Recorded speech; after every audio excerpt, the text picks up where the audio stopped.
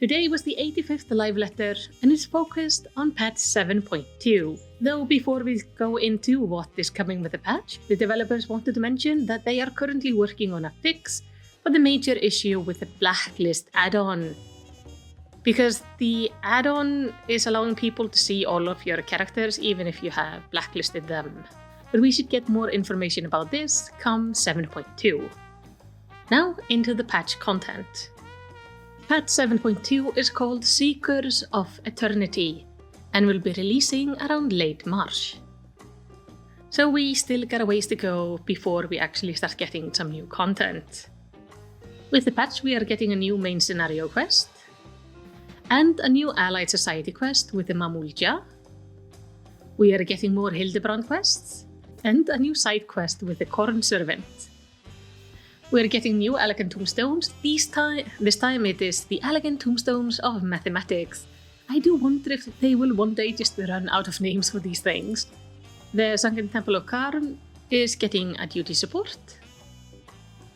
And we are getting a sizable PvP update. Of course, PvP Series 8 is gonna begin. There will be some PvP action adjustments and several new PvP actions added. But most importantly, the Frontline Secure is returning with various improvements. We are getting a new dungeon named the Underkeep and the second chapter of the Arcadian. And of course we're getting a Savage version of it as well. We are getting a new trial called The Recollection, which will come out in normal and extreme version. And a new Unreal trial with a Hell's Keer. And with 7.2, we are finally getting to see more of the cosmic exploration.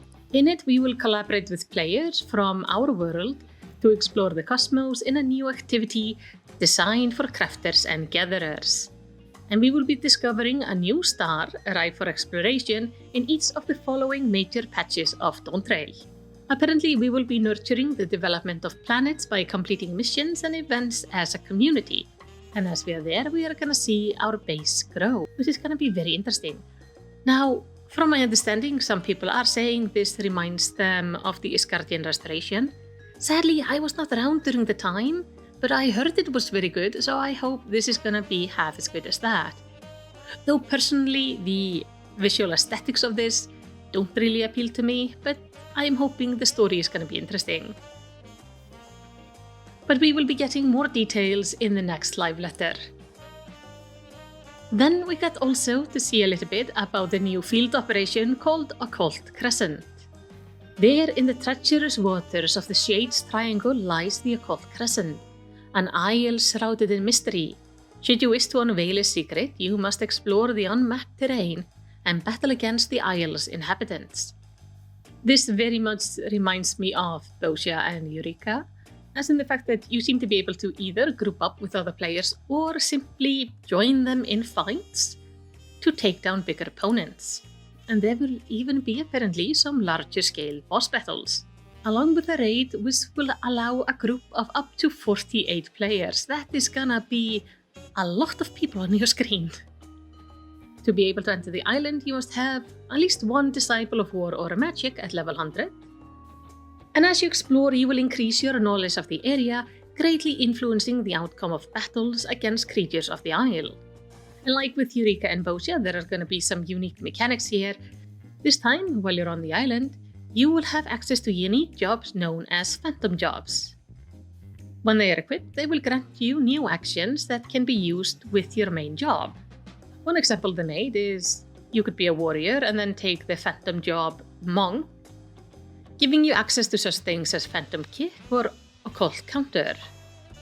Or you can take the Phantom Job Bard, gaining access to actions such as Mighty March, improving Mighty March, which improves your supportive capabilities. This is going to allow you to mix and match to make the character you would like to play in this field. And there are some jobs there that are not part of the original game. For example, Geomancer, Ranger, Berserker, Time Mage, Chemist, and Cannoneer. But there are also apparently plenty more. And then it looks like we will be starting our legendary weapon journey. This time around, there are going to be two methods available to do it. One is exploring the Occult Crescent, and the other is engaging with existing activities. Personally, I just hope that it has to be worked for at least a little bit, but we will hear more about this in the next live letter. And then little bonus things before the patch comes out.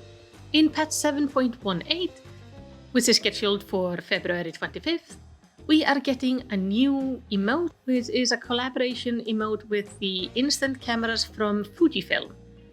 And apparently around the time there will also be a sweepstake that we can check out on the lodestone. Another collaboration is with Final Fantasy XI. Can receive a discounted basic service fee for Final Fantasy XI for 30 days.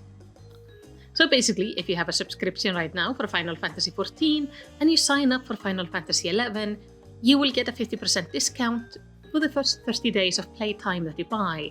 That means if you're making a new service account, then you will be getting the free 30-day period from buying the game. That just means when you're done with those 30 days, the next time you buy is gonna have the discount. And then of course they had several different collaborations. We have collaboration with Don Tacos in Japan, some clothing items from Black Milk, and the sale of the Primal's live event in Japan. But that is everything we heard about in the live letter. I hope this short overview was helpful. I personally am excited to try out the new crafting activity, and I'm also really excited to get to the new combat area, especially because that seems to be connected to the legendary weapons, and I do kind of like making the weapons. But what do you think? Tell me what you're most excited for down in the comments, and while you're down there, throw me a commendation by liking and subscribing, especially if you want to make sure to see more of my content. But for now, all I want to say is tack fyrir að horfa og eigðu yndislegan dag.